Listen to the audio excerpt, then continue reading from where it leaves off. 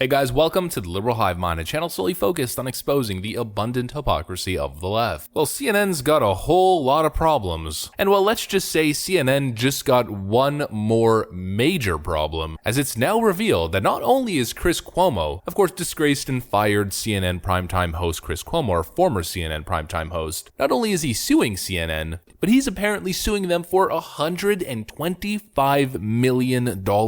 Folks, how much is going to be left in the coffer after all of this stuff is said and done? CNN ended up settling with the Covington kid Nicholas Sandmann, paying him an undisclosed amount but most likely a good chunk of change. Kyle Rittenhouse is coming for them, even creating a media accountability organization, and now their former host is coming after them, suing them for $125 million in damages. CNN and of course Brian Stelter keep telling you just how bad Fox News is and everybody else is, OAN and the rest of them for all of the vicious, terrible, destructive lies that they tell. But then why is it that dishonest CNN is always the one getting sued and always the one paying out settlements? You'll have to make your own decision on that one. I'm just going to update you guys on what's going on. I'm just the messenger. And of course, I'll give you guys my opinion. We'll talk a little bit about it, and then we'll talk about CNN as a whole. But of course, before we get into any of it, please make sure to leave a like, a comment, subscribe, share the video as much as possible. We are still shadow banned by the YouTube algorithm, hidden from non-subscribed viewers. With that out of the way, let's roll the tape. All right, folks, take a look at this right over here. Fired Chris Cuomo demands $125 million from CNN. Claims journalistic integrity was, quote, smeared. Lawyers for the disgraced newsman argue that Cuomo has been damaged in countless ways by being unceremoniously fired late last year. The filing states that the amount former Governor Andrew Cuomo's brother is demanding is based on lost back pay, bonuses, and future earnings, but mostly because Chris was disparaged by former boss Jeff Zucker and fellow CNN anchors. Chris was fired for helping his brother fight harassment allegations, which led to the governor's rapid fall from grace and his eventual resignation. Zucker and lover Allison Gollust were also fired by CNN when it was revealed that they were in an undisclosed relationship while also having their own close ties to Andrew Cuomo. Cuomo's attorney Brian Friedman told the Post in a statement, "It should by now be obvious to everyone that Chris Cuomo did not lie to CNN about helping his brother. In fact, as the limited information released from Warner Media's investigation makes clear, CNN's highest level executives not only knew about Chris's involvement in helping his brother, but also actively assisted the governor both through Chris and directly themselves," referencing reports that Zucker and Gollust advised then Governor Cuomo about how to handle his infamous COOF daily briefings. Friedman continued. As CNN admitted, network standards were changed in a calculated decision to boost ratings. When those practices were called into question, Chris was made the scapegoat. The legal action filed today makes clear that CNN wrongfully terminated Chris and further violated the express terms of his employment agreement by allowing his employees to disparage him. Chris is owed a full apology from those responsible. The demand for arbitration filed Wednesday states, as a result of Turner's indefensible choice to unceremoniously fire him, Cuomo has been damaged in countless ways. Cuomo has had his journalistic integrity unjustifiably smeared, making it difficult if not impossible for Cuomo to find similar work in the future and damaging him in amounts exceeding $125 million,